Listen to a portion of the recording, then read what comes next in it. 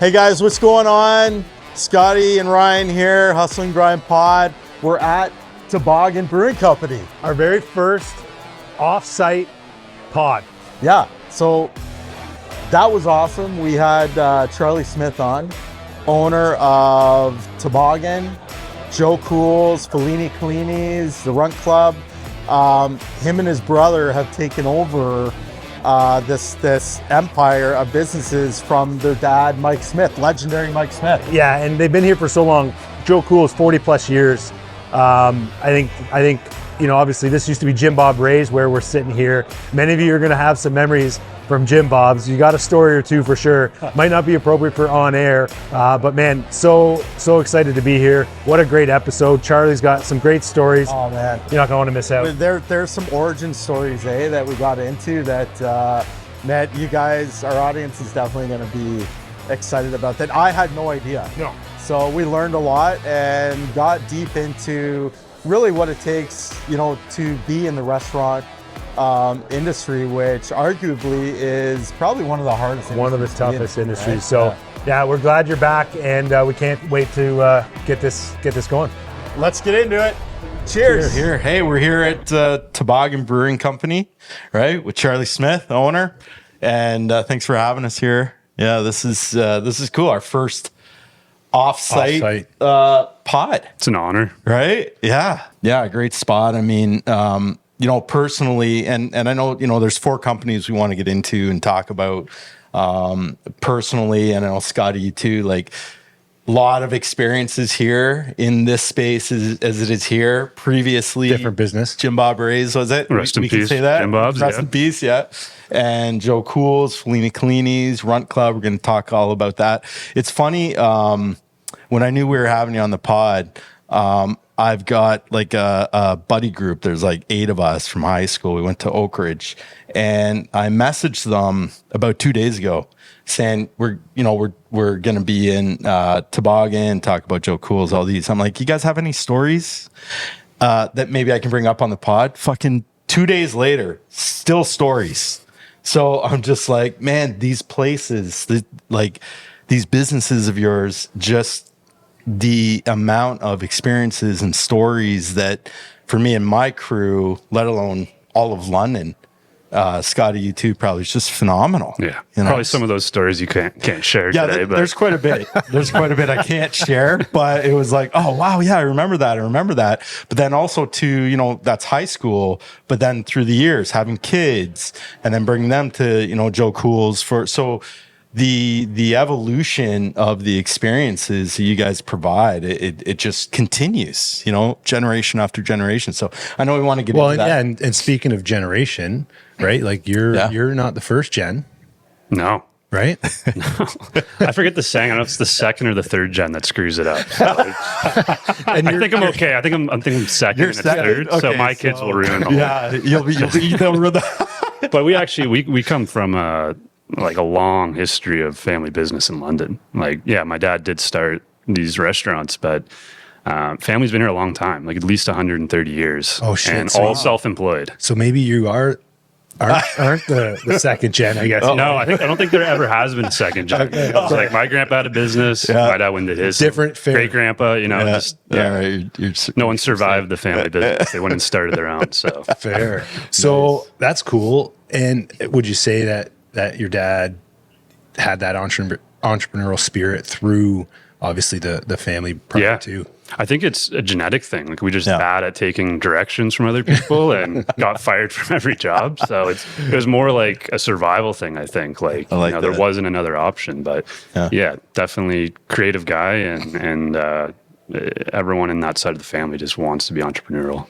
So your dad, Mike Smith, local legend, obviously, started, or we can talk about that. And then yourself and your brother are taking over the business or have been working in the business. Take us kind of through the evolution of that. And I also want to really get into, I'm really curious about what it's like to grow up in an entrepreneurial family, because I didn't, right? I found the entrepreneurial world kind of later in life. My mom was a school teacher. My dad worked for the government. Like they look at me like this is nuts. Like what are you doing? Get a job with the pension, right? Yeah.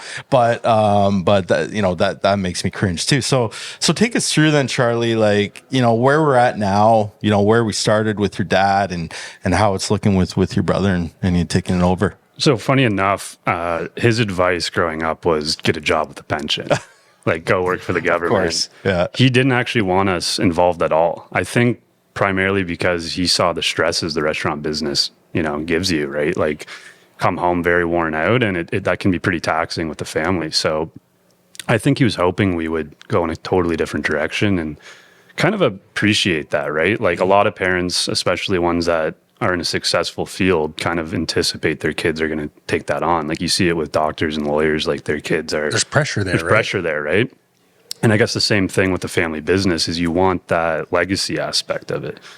And so there wasn't any sort of, conversation growing up on like us entering the business. And because in a lot of cases, especially restaurants, you'd have your kids washing dishes, like bussing tables, like kind of learning the trade a bit and seeing if they're any good at it. Where my only restaurant experience growing up was working at McDonald's. Like that's the closest. So like weren't necessarily interested, but also clearly not persuaded or influenced to like, hey, get in the kitchen. Yeah, exactly. Like I think a lot of it was he didn't want to give us our first job. It's like, you got to go out and figure that out yourself. I like that. And then he'd have to be like 10 times harder on us. Like, because everyone's like, owner's son's got it easy. Like, I didn't even think about that. Yeah. Mm-hmm. Smart. Mm-hmm. Yeah. So it seems like obviously the plan failed because you're here. But yeah, I guess you didn't listen to your dad. But that doesn't mean it was a bad plan. But No. I think there's some, like, what I recognize there is there's some value in maybe that, second generation not feeling the pressure as if they have to, that their destiny is has already unfolded for them, right? And you, sorry to cut you off, but you really figure out if you want to do it or not. Like if you don't have that pressure, you're either naturally going to gravitate towards trying to get into the business, or you're going to find something else you're more passionate about. And I wanted to go into more a creative role. Like I went to film school. Wow, really? Which is really far away from running a restaurant business. Yeah. And once I found out that I could only, can't pay the rent holding a boom mic for 8 years straight. So unless you're in Hollywood, maybe. I don't know. Well, it depends what kind of films you're producing, I guess. But yeah. So I gravitated towards advertising and marketing because there's still that creative element. But there's more business in it too and more money. Mm-hmm. And so that I went down that path. And we don't have to talk too much about that. But I did that for a lot of years, through most of my 20s. And I don't think if I didn't do that, I wouldn't have built that confidence. Because I'm out on my own, kind of proving my own self-worth. I'm like, this is working out. I must be. No handouts. No handouts. Right. Yeah. So I'm like, okay, I'm not completely useless, right? Yeah. And then pivoting back into the family business, I kind of had a bit of confidence coming in, right? Mm-hmm. Whereas if I just stuck it out from the beginning, I wouldn't know if I was there due to competence or if it was just pure nepotism, right? I love that. I really love that, actually. It's so good. Yeah. And I don't know how common it is. Unfortunately, like, listen, we don't get better. We don't build confidence by accident. It takes purposeful experience. Like you have to, you have to, like I challenge, and we've talked about my kids many times, like they hate carrying their own hockey bag, but it's like, you can't do everything for your kids that they can do themselves because it's not going to help them in their future. Right. So I like how you kind of said, like, you wouldn't have even probably gotten into the biz had you not had to figure some shit out on your own. Like you said, it took you 8 years to figure out that the boom mic wasn't the path, right? And you had to fight through that journey before you were, you probably bring a lot more value to the table now as a result. Anyway. Mm-hmm. Yeah. I love the hockey bag analogy. Yeah. Like so, that too.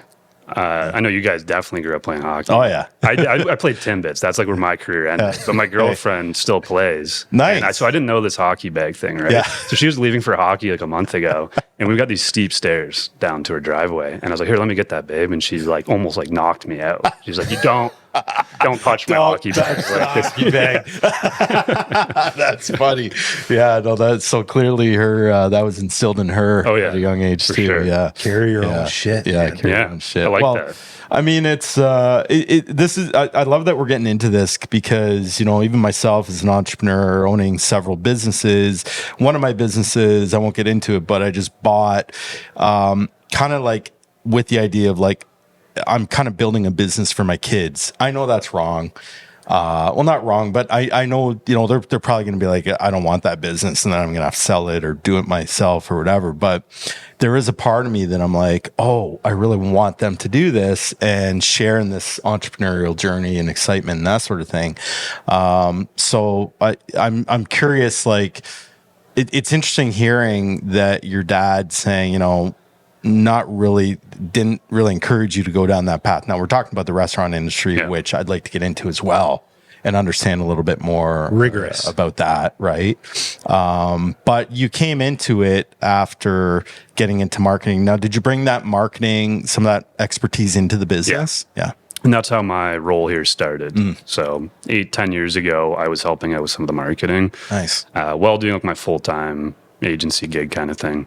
And I didn't realize at the time, but that was really like a pivotal time because I'm down in the office with the general manager at Kool's, who was Runt at the time. And he was 30 plus years with the business. Yeah. And I didn't realize it, but I was kind of being like a sponge. Like I was listening to him every day, calling, booking parties, dealing with customer issues, employee issues.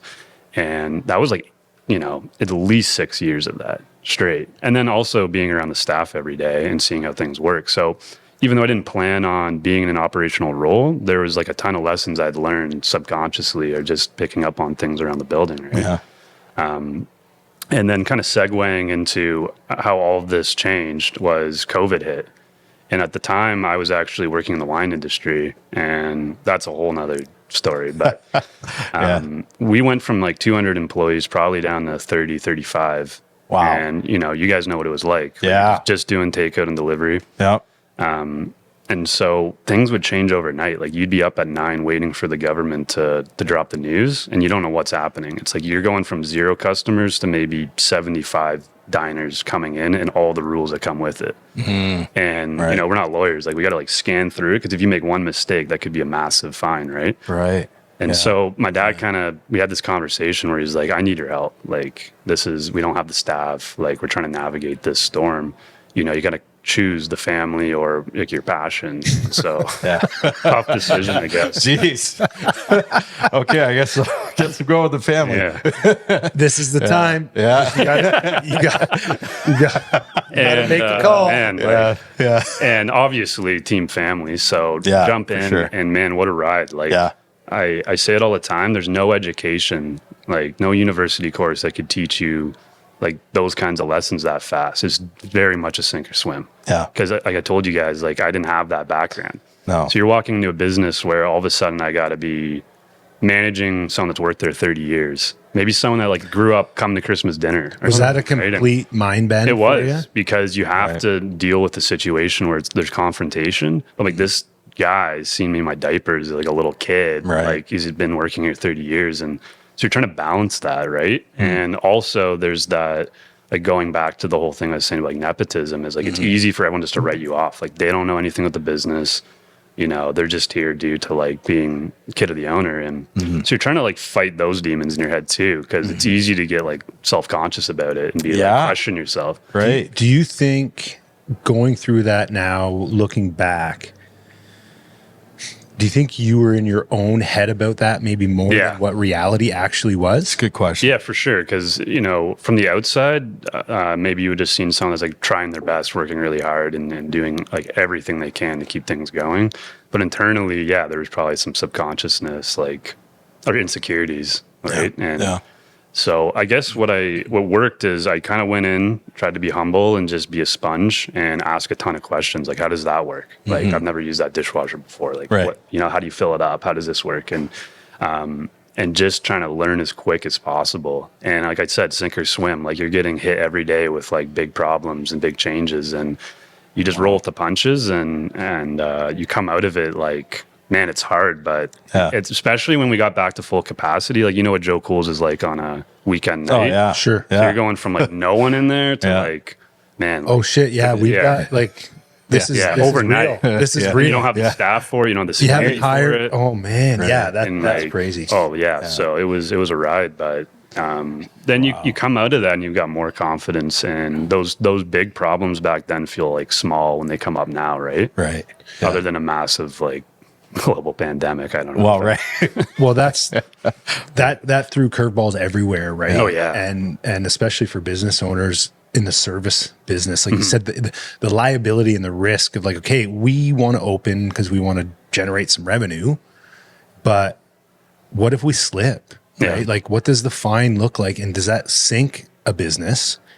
But what I loved about that little piece that I took away, and I think it's a lesson for any up and coming leader who battles those same demons, that insecurity, that you know, The imposter syndrome. the imposter syndrome. Yeah, big time. We all got it. is as soon as you're humble enough to say, shit, like, how does the dishwasher work? And then the person you're asking knows you're not doing it because you're being a dick, because you just want to know. And you're humble enough to admit that, like, I don't know how that works, but I might be have to the guy who rolls up my sleeves today to get that going, because some other fire is burning down over here. As soon as you, like, the respect you get from your colleagues, I think, in those little moments and exchanges are what allow you to earn that respect, where that the son of the owner thing starts to melt, I think, away pretty quick. Yeah. Yeah. No, that's a great point. Yeah, for sure. Yeah. The Charlie, I'm just kind of thinking through this, and I really want to ask this. Your dad had these businesses for many years. Now are you coming in with new ideas, innovation, things that, like, you know, you'd like to see with the business, and your dad and yourself and your brother, you're having these conversations. How does that look? Like, is he open to that? Is it challenging? How does that work? That's a really good question. And I think it differs depending on if we're talking about Joe Kool's or Toboggan or Fellini's, right? Yeah. Like, we all know, I mean, Joe Kool's is turning 43 in March, and it hasn't really changed a lot inside. And so my philosophy is, like, if he made it work that long, like 40 plus years, I don't want to screw it up. Yeah. So I don't want to necessarily meddle with it. Yeah. And I think it's one of those establishments that, what's the old saying, like that familiar pair of mitts or socks or something, you know what I mean? Like, when even if you're out of town or you haven't been to Kool's in years, you walk in, you want it to be the same. You want to see the familiar faces. And so part of me doesn't want to touch anything, but then there are certain things that you need to be adaptive and innovative, like digital marketing. You guys know a lot about that and the importance of it. But the challenge is, how do you bring something like Joe Kool's, how do you market it on social media? Because it's a really hard thing to portray. Like, the humor of it, all the different, like, creative elements. It's like, man, it feels phony sometimes. But we've got a really good team that's able to kind of portray our tongue-in-cheek humor, like, online. And so Kool's is a challenge, but places like Toboggan, this is a more modern concept, right? It's a craft brew pub, live entertainment venue, and we have to be evolving very quickly. Like, you guys know, like, craft beer, I mean, we're in the business, but I do want to say there's a bit of a craft beer bubble. Yeah. Like, there's almost so many options now, where, like, the consumer's like, what do I even pick off the shelf? Yeah, right? I've noticed that.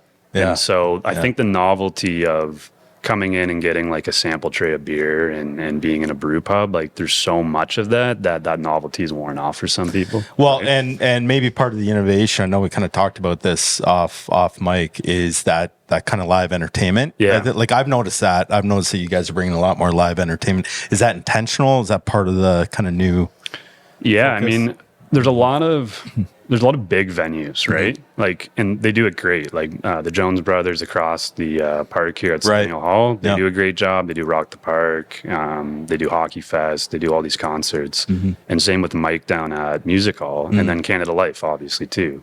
But as far as, like, medium-sized venues go downtown, like, there's not a lot to do. Like, we can all agree, being over the age of 30, that where do you go have a bunch of beers with your buddies and listen to some like live music? There's not a ton of options in the core for that, right? Yeah. And so we realized there's like this gap in the market, and we're like, well, I mean, personally, I was complaining all the time. Me and my buddies would be like, where do we go? Like, where are we going to go? Right. Have some beers and have a party. And I was kind of like, well, I shouldn't be complaining about this because like we have a venue and you got to put my money where my mouth is. So that's when we started cooking up ideas on converting the space more into doing these concerts and big venue events. And we don't want to get away from, like, we're still going to brew beer or else my brother doesn't have a job. Yeah. Shout out to your brother. And we're still proud of the food we put on the tables, but we don't want people thinking of us as just like a craft brew pub, right? We want to be like a late night venue. Expand the reputation for, the opportunities that, you have to entertain people. Yeah, pretty much. I like that. And we started that 11 months ago. And it's been great. Like, so really I did notice. So that makes sense. So I did notice that happening a lot more, and pretty cool. Do you have a cadence that, like, when you first decided to give it a shot, were you all in out of the gate, booking acts for the year, or were you like, let's just test the waters, kind of dip our toes in and see how this shakes out? Somewhere in between. Like, we were booking some stuff months out. But we knew we didn't know what we were doing. So it was kind of just a big, like, it was a crapshoot. Like, what's going to happen here? And so I think the first show we did was a U2 cover band. Oh, nice. We're like, okay, like a lot of people like U2 and these guys are great. Let's see what happens. And then, like, I don't know if you remember that first, the first Thursday in December was like the biggest snowstorm we'd had. Oh yes, I do remember that. So we're like, great. Like, the band might not even make it from Toronto. So it was a horrible start. Actually, the turnout wasn't awful. So we didn't know what we're doing, and it was a huge learning like curve for us. And you got to figure that formula out, because for one, you can only fit so many people in this building. So how much can you pay the band? How much do you have to charge for a ticket to make like a profit? There's like a finite number that you're locked into. That's really. right. Yeah. And so there's a lot of kind of figuring that out and what the market wants. Like, what do people want to actually go and see? And we're lucky. We've worked with two guys that have been in this business forever. One's DJ Williams and the other's Chris Campbell. And these guys are like legends. I know both those guys really well. They're that's awesome. So we work with them. They book stuff here all the time. Nice. And we've learned a lot from them too. That's awesome. Yeah. So you found some folks who knew a thing or two. Yeah. A lot more than we did. For sure. Leaned on them to help make it come to reality. Yeah.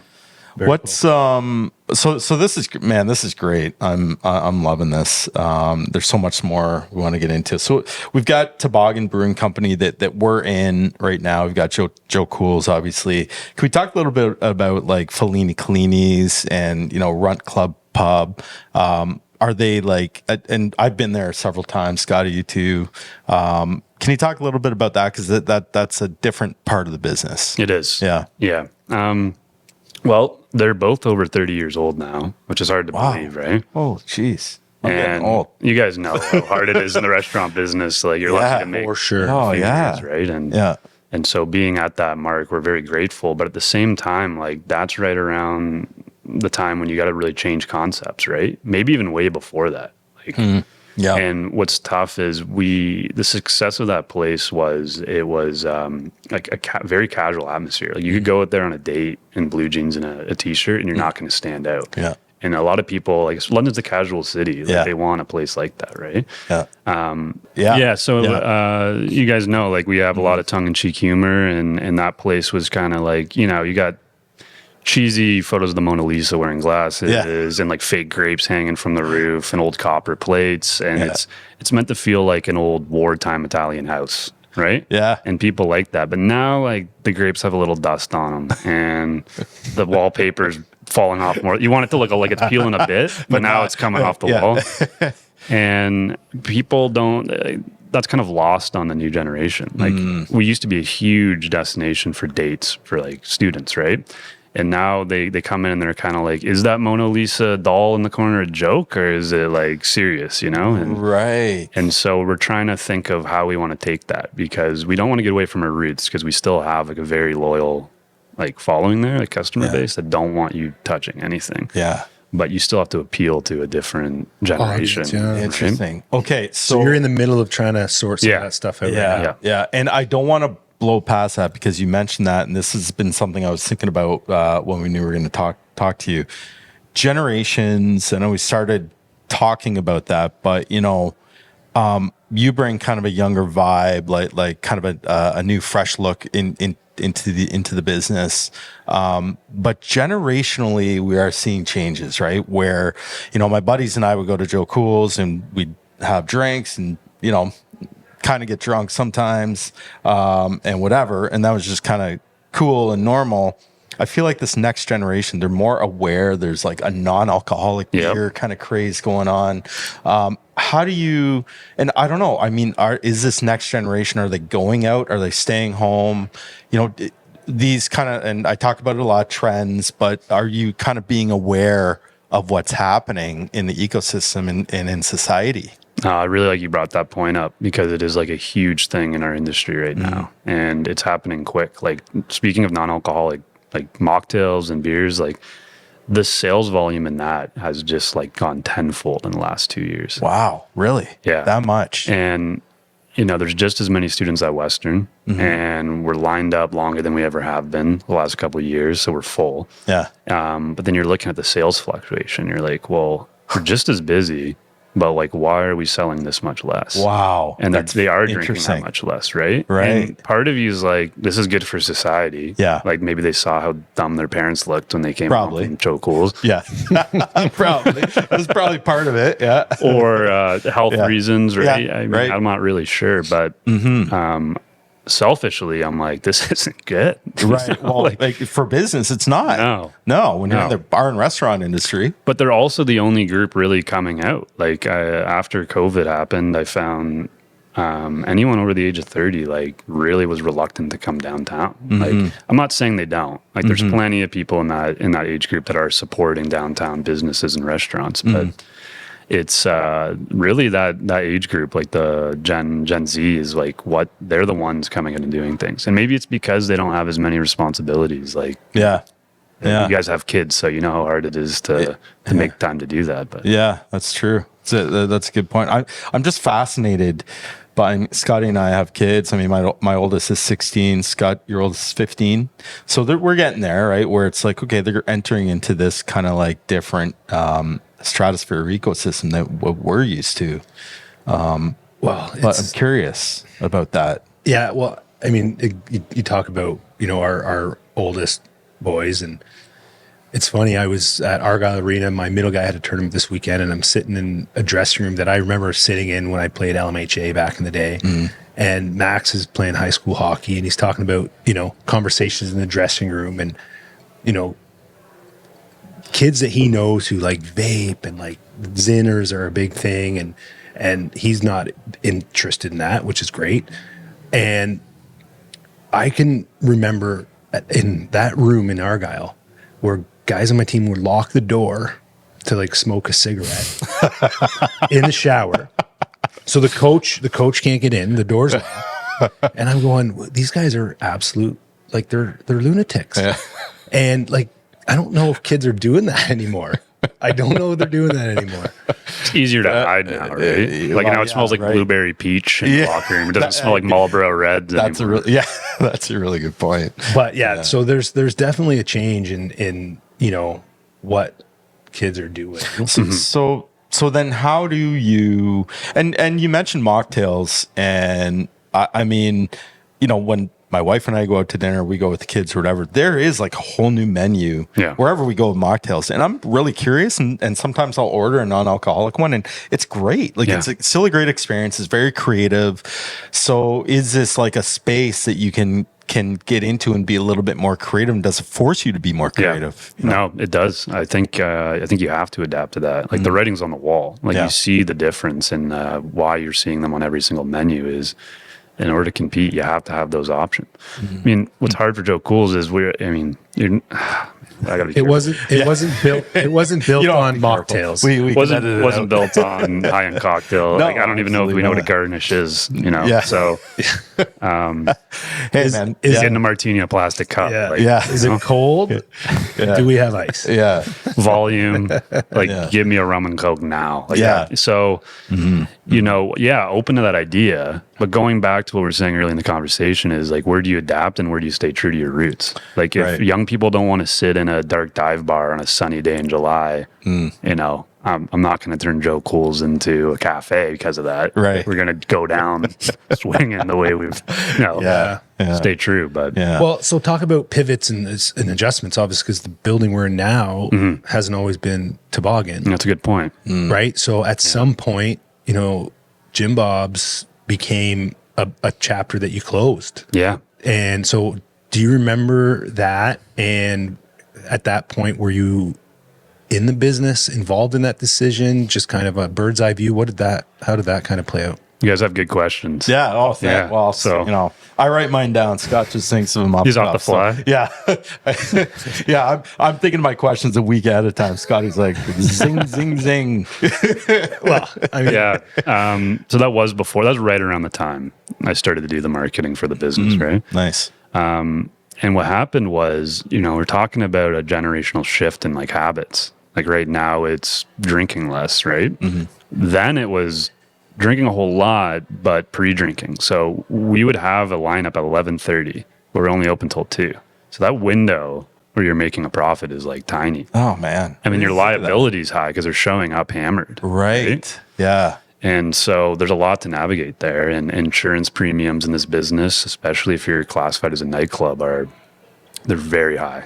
So if you're not self-insured, your margin for error is, you know, it's tough. So that's what that's what Jim Bob's was. It was in that stage, and we're kind of like, yeah. you know, we probably should come up with a different path forward. And craft breweries, I mean, I think Forked River was the only one in town at the time. And so we're like, there's still a market for this, and we have this building. And so we went and explored a bunch of different locations across Canada and the States, and kind of decided, you know what, this is probably the best idea for us right now. Like, let's reduce that liability and change our demographic. And now what's funny is Joe Kool's now becomes the young, right. Right? Yeah. Yeah. So- yeah. Interesting.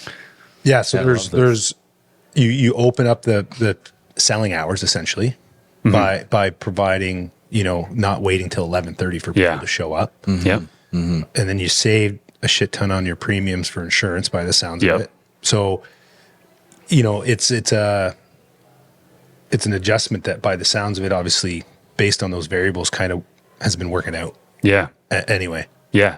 I mean, you guys know it. It's tough business. The margins are like very, very razor thin. Well, and food costs these days Food are costs. obnoxious. That's the hard one, man, is like, you see what you have to charge. Like, you got your spreadsheet and you're like, okay, it needs to be at this percentile to make a profit. And then you're looking at it and you're like, I'm not going to charge this much for a hamburger. No one's going to pay this much for a burger. Right. But you, at the same time, you kind of half forces you to do it, or else you're going to lose money, right? And then you're not here to share the story, right? Like the doors all of a sudden close up on you. So now this is what breeds like the creativity. Is you're kind of like, well, what can we do? Like, how can we make this affordable for the customer? And you know, what is that?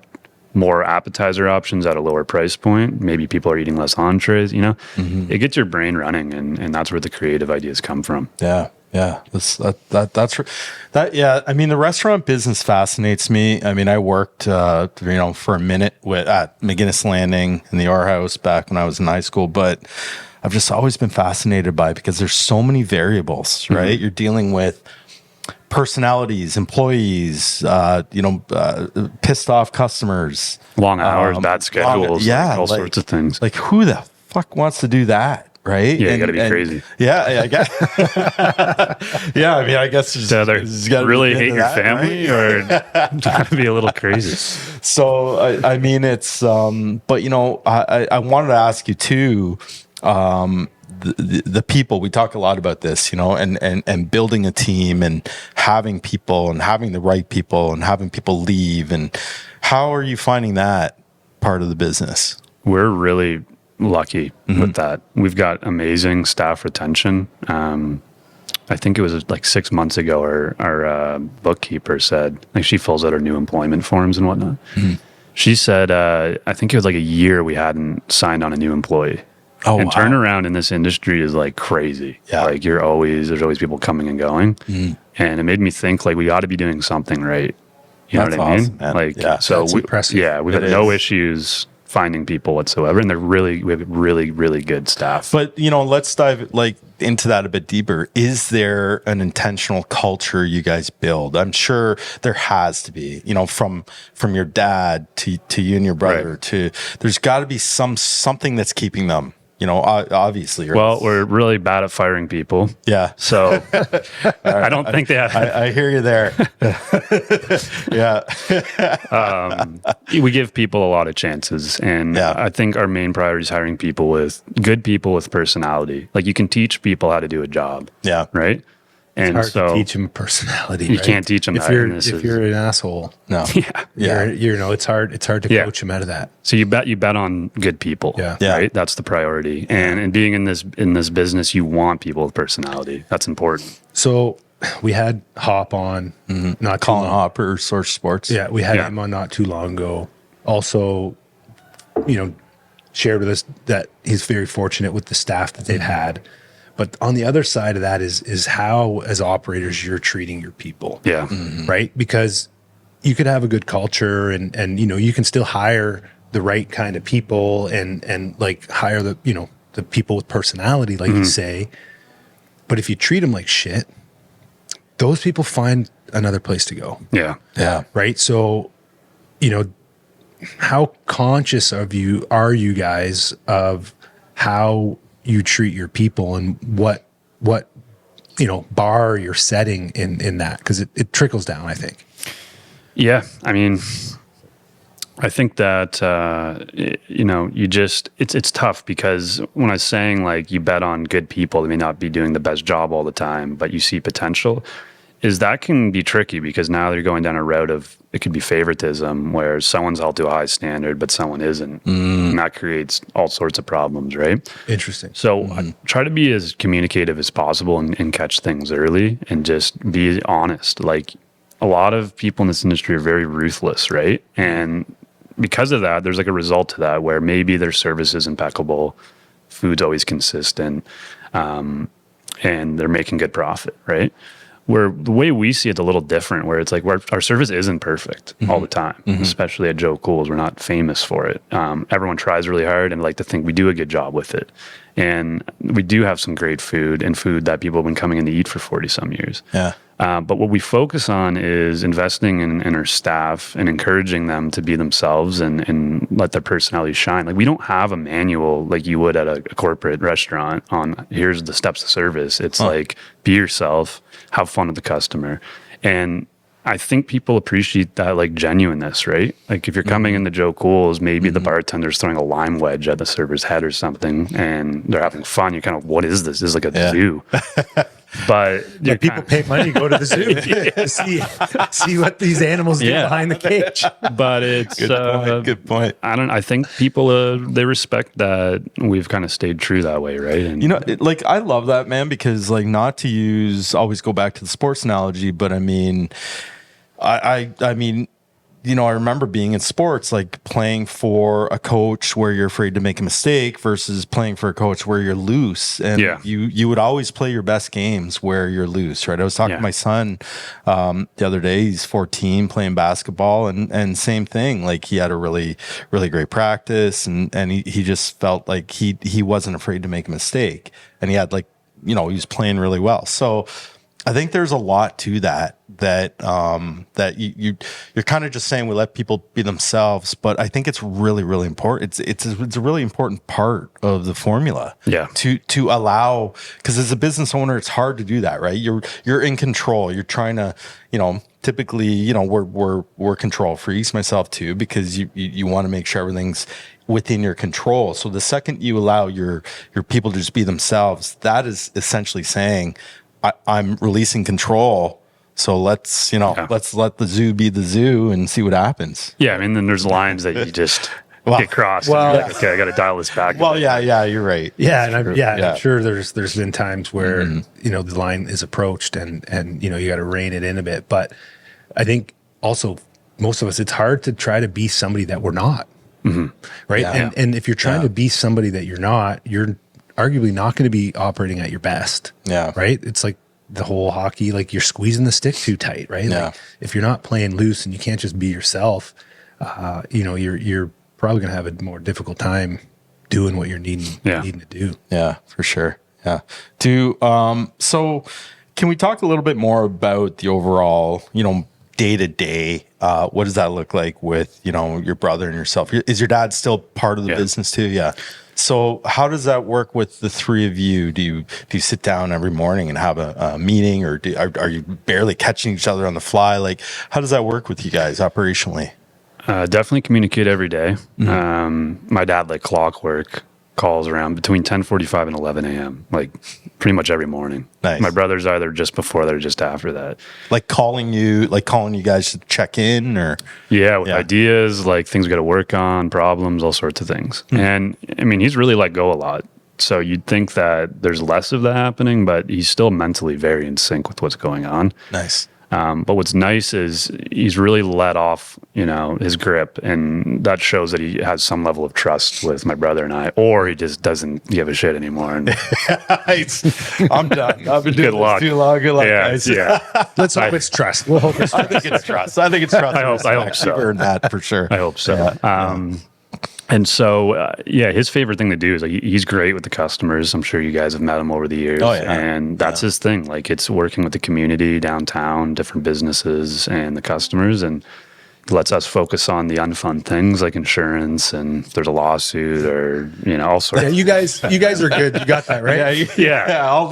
I'll keep doing the fun stuff. But it's it really is a blessing because I get to work with my family every day. Yeah. But the problem with that is I get to work with my family every day too. But we all complement each other's strengths and weaknesses. Like I'm creative, more social than my brother, and I find he's way more like mechanically brained and like can fix anything, and so whatever I'm useless at, he's great at, like vice versa, right? That's great. That's awesome, actually. I mean, in any partnership, we talk about that a lot too, right? Having, identifying your strengths and weaknesses, and I've got that. Capitalizing on all the skill sets and letting, those who are skilled in certain areas focus in those areas. That's really important, right? Yeah, for sure. So do you find like, because you're, like you said, the great thing is that you're with your family every day, and then the not so great thing is that you're with your family. Like, is there a time to does the business ever separate? Yeah. And be able to kind of just hang out and actually just be fam? So it doesn't naturally. It's always work mode, and you have to really like create that divide.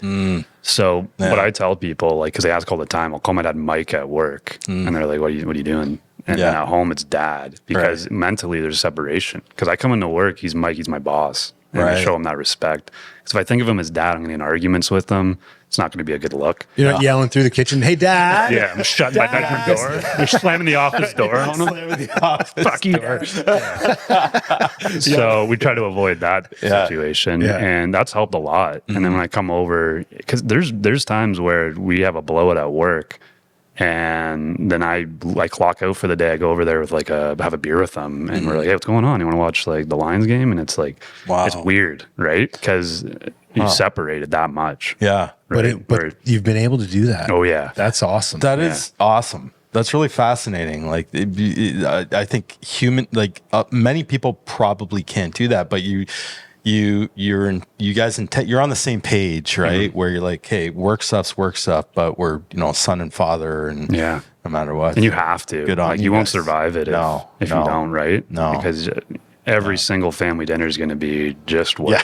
I'm sure there's been lots of family businesses out there where the dinners are miserable. Yeah. Absolutely miserable. Sure. So how do you do it with your brother then? Because, he's still your brother. You probably don't call him something different. No, he's still, up until 3 years ago, we were punching each other in the head.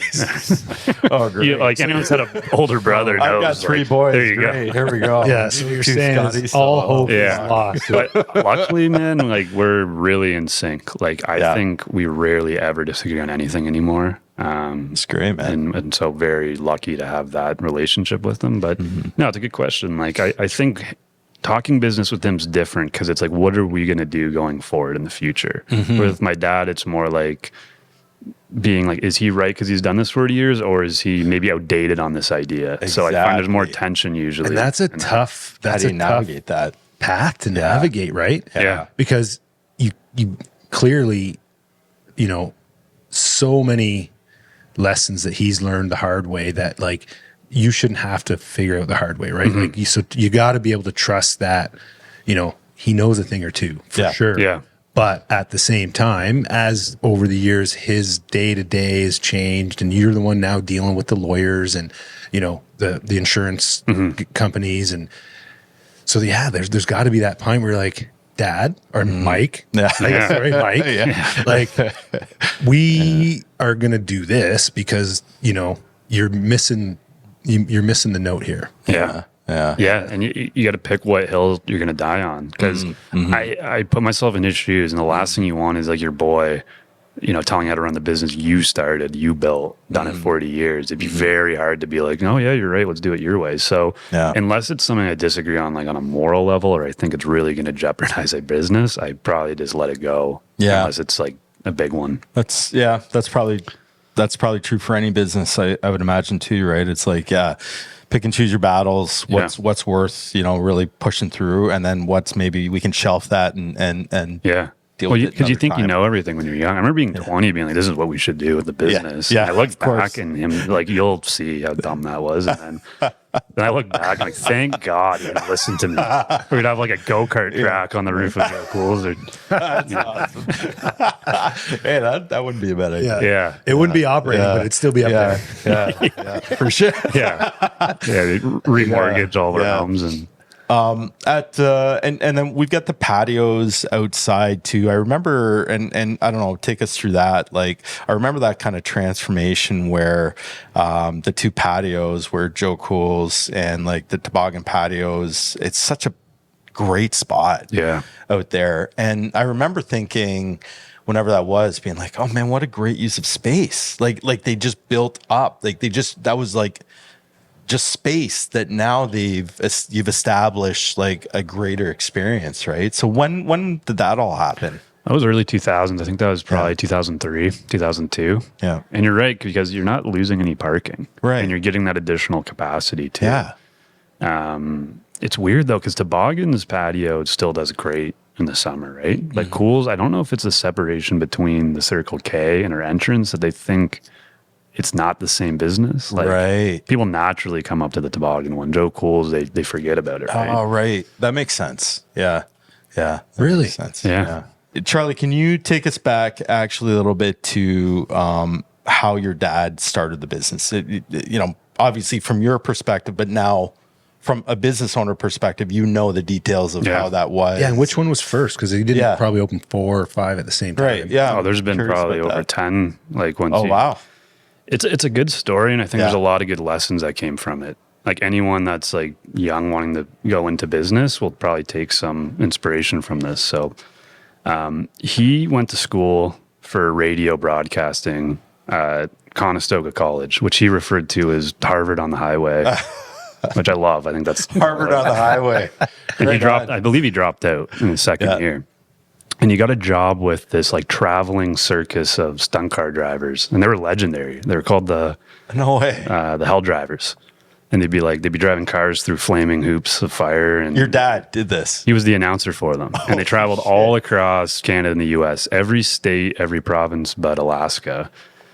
Wow! And so he was really happy with that. I mean, didn't have any kind of plans for the future.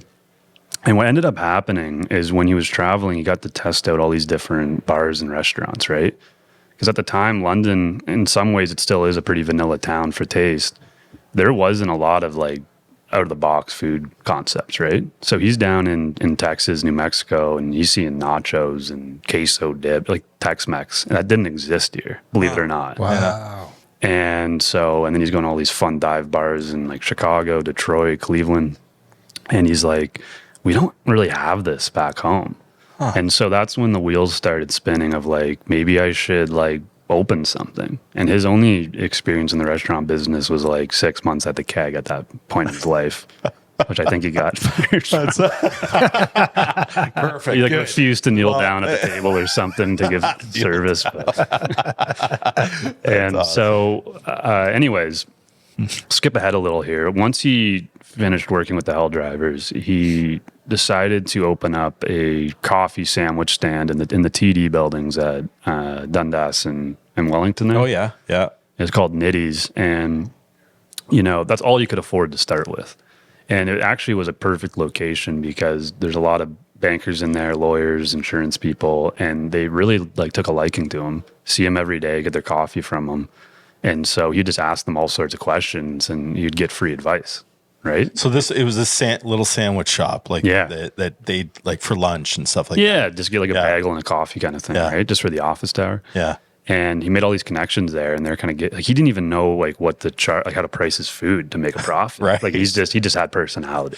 That's right. awesome. I love that. And 3 or 4 years into that, he saw the space for Joe Kool's. He saw the lease come up, and it was during a recession, so the price was obviously good, and he's like, I want to take a gamble. And so there was a gentleman in that office that gave him all sorts of free advice and just said, pay it forward if you ever make it. And so he got the loan.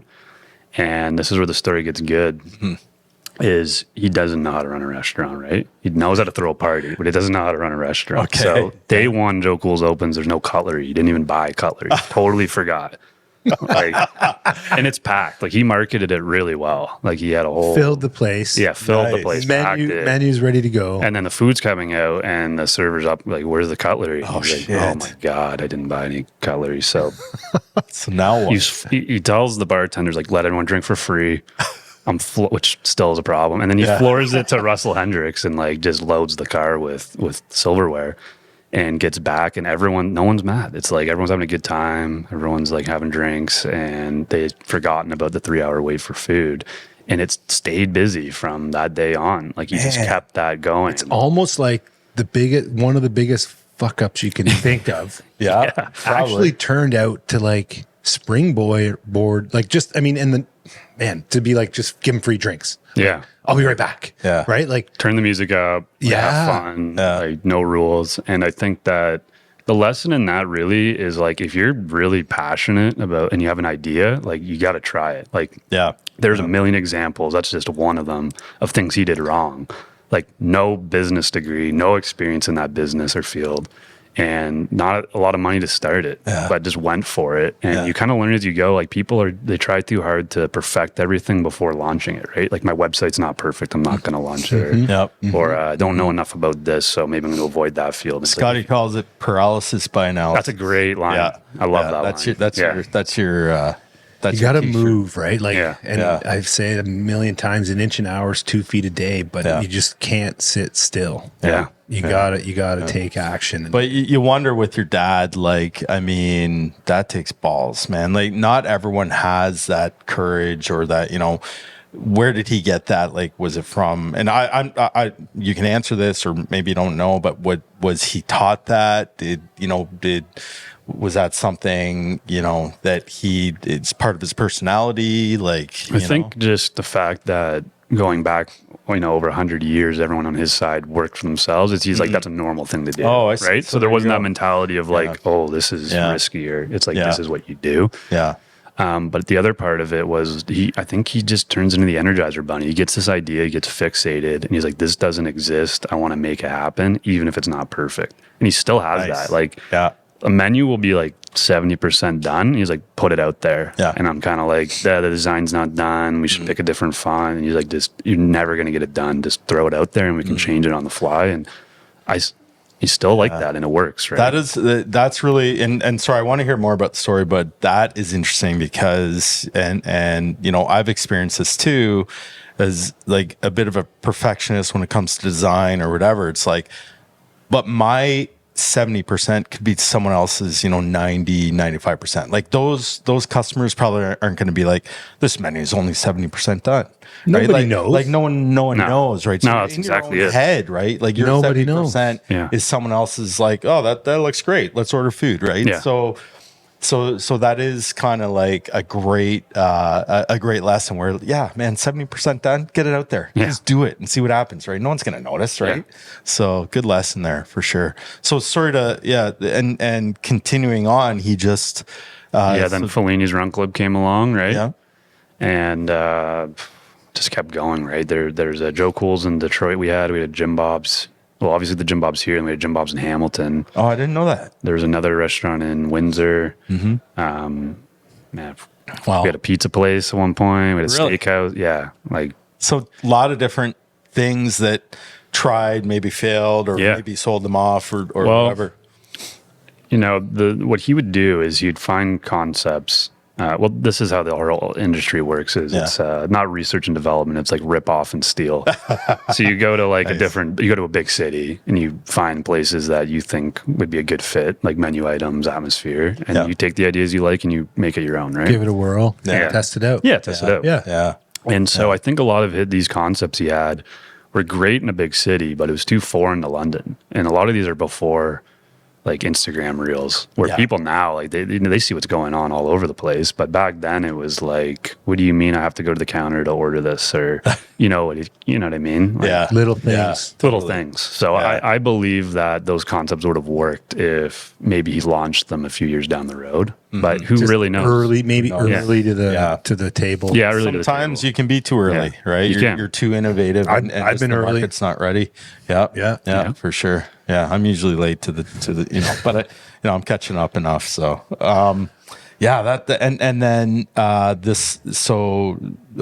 he bought this space and turned it into Jim Bob's right away.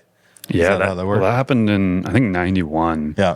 And there wasn't a concept. It was like, I want to build like a Muskoka style cabin. Right? Yeah, which definitely here's how out of the box it was. So his concept for you order a pitcher of beer, it came in a gas canister. And that one that looked like an actual gas can, and like the health board came in like the first week and was like, you can't serve beer out of like a gas can. What do you mean I can't do that? Well, obviously it was like a brand new one. It wasn't No, of course. It wasn't one out of a shed. Your alcohol, who cares? And we take Canadian Tire money.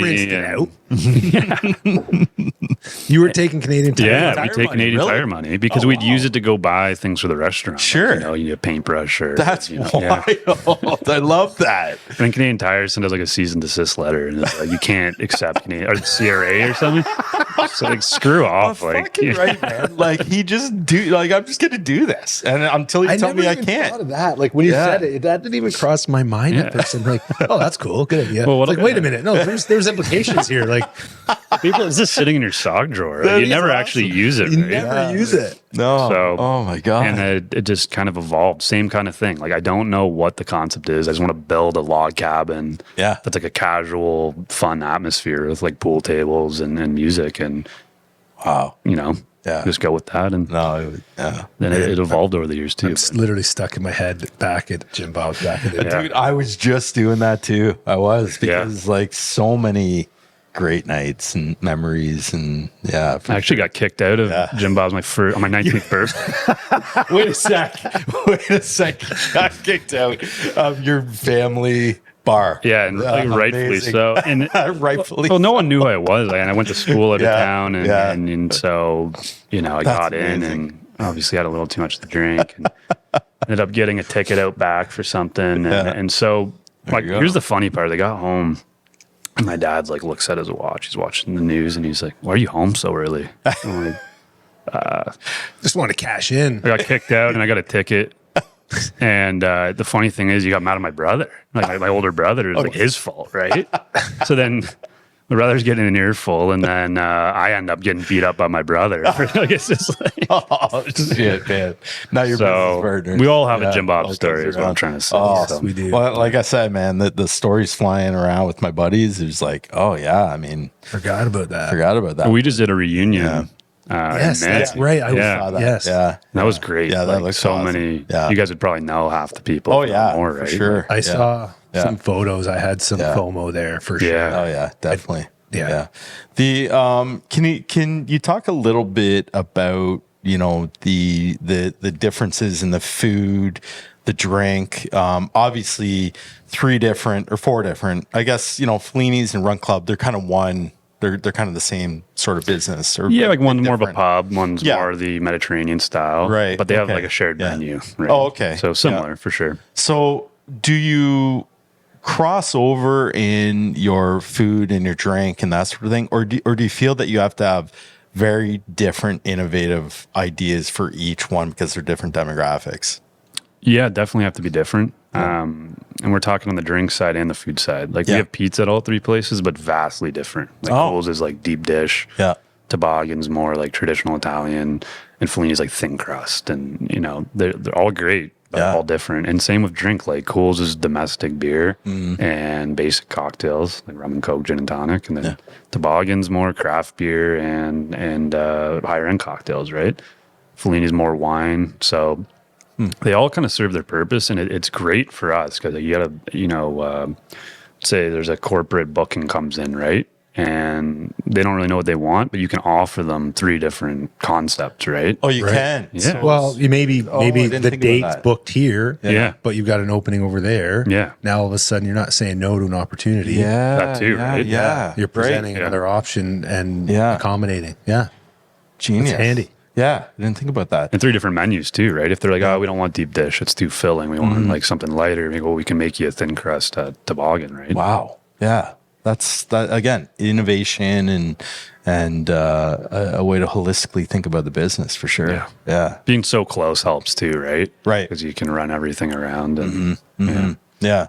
No, So- it's go ahead. No, I was just going to say, just on that note, proximity obviously has a factor. You mentioned some businesses like, in the family out of town and other spots. Was that just an eventual reality because you've lost that proximity now and just kind of moved on, or can you put a pin on that one at all? It's kind of funny when you think about it because it all started in this block and then it kept expanding all the way to Hamilton, Detroit, right? Yeah. Now it's come back to just right where it started. Right. So I don't know, just different markets, and maybe they got less attention than these places in the core, right? Because that's where family's located and Right. spend more time. But no, I don't really know exactly why it ended up like that. But Yeah. It's interesting. The Toboggan beer, you guys brew your own beer here. Can you talk a little bit about that? Because I've had it. It's great. It's delicious. Again, it's innovative. And your brother's the brewmaster. Is that what it is? Yeah. Yeah, he's the Perfect. brewmaster. Yeah. So can you talk a little bit about that? yeah, so he learned under a guy named Tom Schmidt, who was the brewmaster at Labatt's for many years. Oh, wow. And he's a Czech brewer. And so my brother learned from him because he worked at Labatt's as well. And what was great about this guy is he taught my brother the traditional beer styles, like German lagers, Czech pilsners. And those are the beers my brother loves. And they're obviously good because we've been brewing them for 1,000 years, Yeah, right? Like yeah. they continued to be sold for 1,000 years. So clearly something's right. Yes, absolutely. Yeah. And as the craft beer thing started to happen, you see all these really like out of the box brews, right? And we were kind of like, no, that's great, but that's not what we do. We're brewing these traditional beers and we're going to get better at it and just focus on them. And now you're seeing a shift back where people are like, I just want a Munich Helles or a lager or Pilsner. I don't want this milkshake IPA. Yeah, pumpkin spice, IPA, milk, whatever. Like, holy Yeah, shit, not man, it got not out to of hand. bash them because there's a lot of good breweries and even local ones that do brew those styles, and we carry their beers. Like if we're not going to brew it, we're going to bring in another local guy that brews and put it on tap, right? Oh, okay. Yeah. 'Cause But that- you've consciously made a decision of where you want to focus your attention and invest your energy, right? And just do that really good. Yeah. And that's kind of the differentiator from some of the other folks out there. Yeah, because you believe in it, right? Yeah. You're brewing and selling something you care about and you believe in, not just following a trend, right? Yeah. So we're probably not going to change that. That's probably what we'll continue to do. But we offer other craft breweries, local breweries on tap. And if you want to get like a domestic beer, if you want a Miller Lite or a Bud Light, well, we have it here. Like we're not here to judge you on your beer choice, right? No. Maybe a little. But not, Maybe internally, but we won't vocalize it. Yeah. To be honest with you guys, like you drink enough, some people are really going to hate I say this, but you drink enough craft beer and even our own, and you're like, I just want a Miller Lite or a Bud Light. I don't want anything else. Yeah, totally, 100%. Yeah, I know what you mean.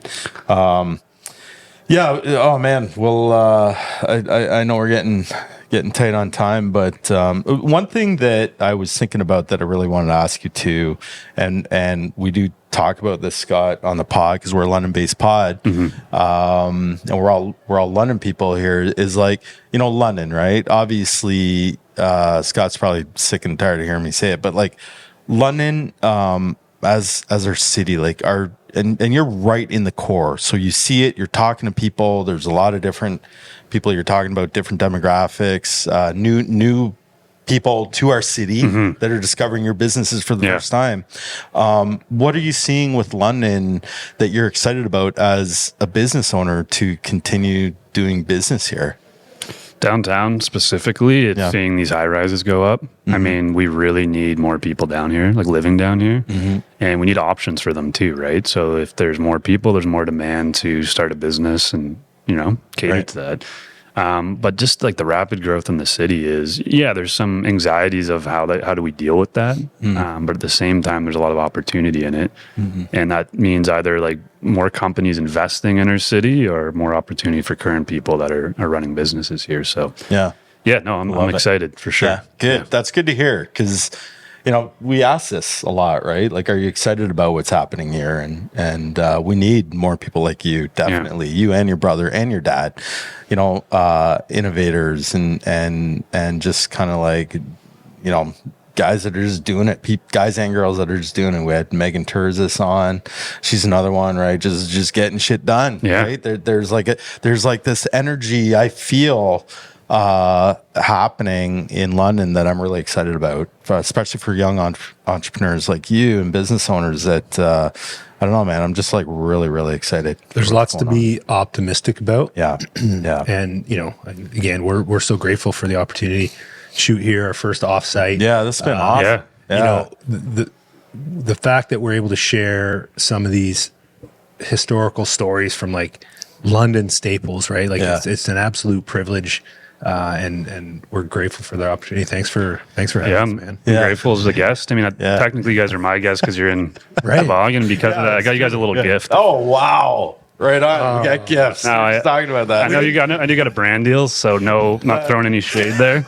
So I know you can't wear these on camera. You got to blur this out if you need to. Right on. You guys a couple of hats. We don't have any brand deals, man. We're this is awesome. This is great. We put. Let you guys fight over which one you want. I got the green one. You already got green. That looks good. That's okay. There we go. We're wearing these in the intro, Scotty. Yes, we are. Yes, we are. Thanks, Charlie. Yeah, no, thanks, awesome, guys. Man. Had a lot of fun. These look good. If we're getting lunch right now, what should we get? What should we get on the menu? What do you recommend? The pizza here is, I think it's phenomenal, and they've had a lot of time to perfect 100%. It. So definitely go with the pizza. All right. Yeah. We're doing pizza after this. So Charlie, man, thank you very much, for having it's been fun. Wonderful space. And it's been a blast. So, say hi to your dad. Thank you to him as well for everything he's done for our city.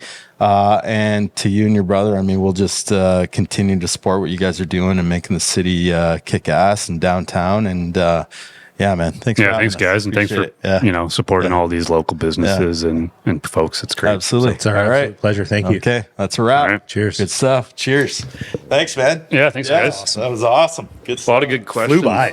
That did fly by. I was looking at my thing going.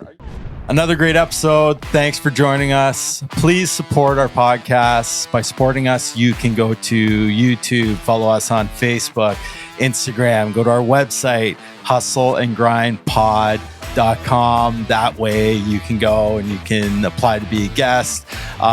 Listen to us anywhere that you listen to your podcast, Spotify, Apple, all the channels. But we really appreciate your support. Keep listening. We have a lot of great episodes and a lot of great guests ready to go. We're going to keep coming hard at you here and digging into the hustle and grind of what it takes to be an entrepreneur and a business owner.